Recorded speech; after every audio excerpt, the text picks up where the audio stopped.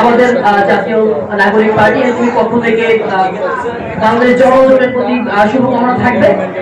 এবং আমরা বিশ্বাস করি আমরা আগামী বাংলাদেশ বিনির্মাণে জনজোট থেকে শুরু করে বাংলাদেশের সমস্ত রাজনৈতিক দলগুলো আমরা তাদের কাঁধ মিলিয়ে লড়াই করতে পারবো এবং দেশ গঠনে আমরা সবাই ঐক্যবদ্ধভাবে গত 16 বছর আমরা রাজপথে যেমন লড়াই সংগ্রাম করেছি ঠিক তেমনি ভাবে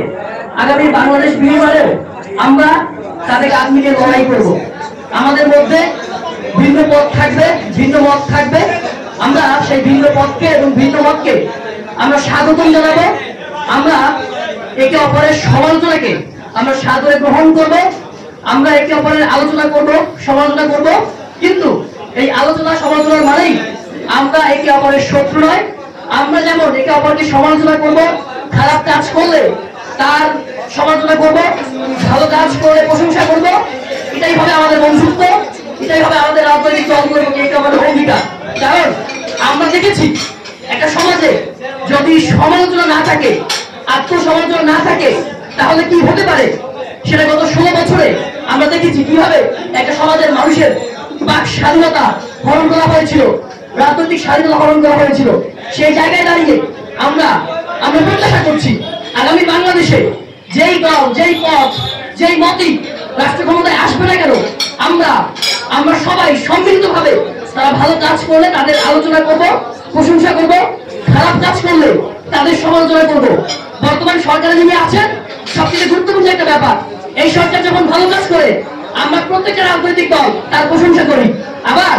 এই সরকার যখন খারাপ কাজ করে আমরা প্রত্যেকটা রাজনৈতিক দল তার সমালোচনা করি এবং সরকার সেই সমালোচনাকে গ্রহণ করে এবং সেজন্য আমাদের কোনো শাস্তি পেতে হয় না। তো আমরা এমনই একটা বাংলাদেশ চাই যে বাংলাদেশে অদূর ভবিষ্যতে যারা ক্ষমতাসীন পার্টি থাকবে বা বিরোধী দলীয় শক্তি থাকবে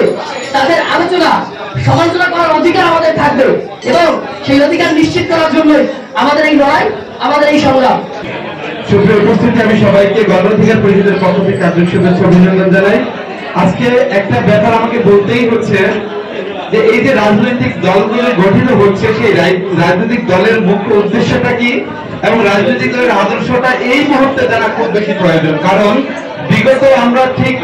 এই বাংলাদেশ আজকে 53 বছরের পদার্পণ করছে মুক্তিযুদ্ধে, তারপর আমাদের প্রশ্ন করতে হয় কে কোন আদর্শের, কে কোন দলের, কে কোন মতের, কিন্তু বাংলাদেশি যে চেতনাবোধের জায়গাটা সেই জায়গাটা খুঁজে পাওয়া খুব দুষ্কর হয়ে দাঁড়িয়েছে এই মুহূর্তে। আমার স্পষ্ট একটা ব্যাপার বলি, আমার আদর্শ হোক বাংলাদেশের অস্তিত্বে বিশ্বাস, আমার আদর্শ হোক বাংলাদেশের সার্বভৌমত্বে বিশ্বাস, আমার আদর্শ হোক বাংলাদেশের এই 18 কোটি আপামর জনগণের যে স্বার্থ সেই স্বার্থ সিদ্ধের একটি বড় একটি আদর্শ আমার মধ্যে ধারণ করা হোক। আমরা বলি যে এই যে এত রাজনৈতিক দল, এত মত, এত আমরা এই 24 পরবর্তী গণঅভ্যুত্থান নিয়ে কিন্তু আমরা সবাই ঐক্যবদ্ধ হয়েছিলাম, কিন্তু উইদিনের শর্ট টাইম অল্প সময়ের মধ্যে আপনারা দেখেছেন এত দলে ভাগ হয়েছে, এত বিভাজন, এত মত, এত পার্থক্য কেন? শুধু স্বার্থের জন্য।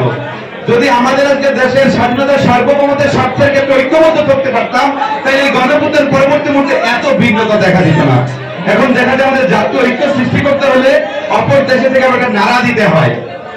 ফ্যাসিবাদকে নাড়া দিয়ে আমাদেরকে ঐক্যবদ্ধ করতে হয়। আমরা একটি সভ্য জাতি হিসাবে আমি সকল রাজনৈতিক দলের নেতৃবৃন্দদের বলবো,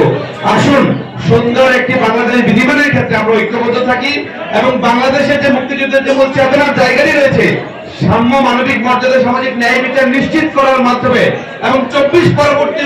যে আমাদের যে চেতনার জায়গা রয়েছে এই 1400 হত্যা, 1400 খুন এবং 30,000 মানুষের পঙ্গুত্ব এবং আহত মানুষের চেতনাকে ধারণ করে আগামী বাংলাদেশ বিনির্মাণ করার একটি ঐক্য প্রত্যয় নিয়ে আমরা সামনে আগাই।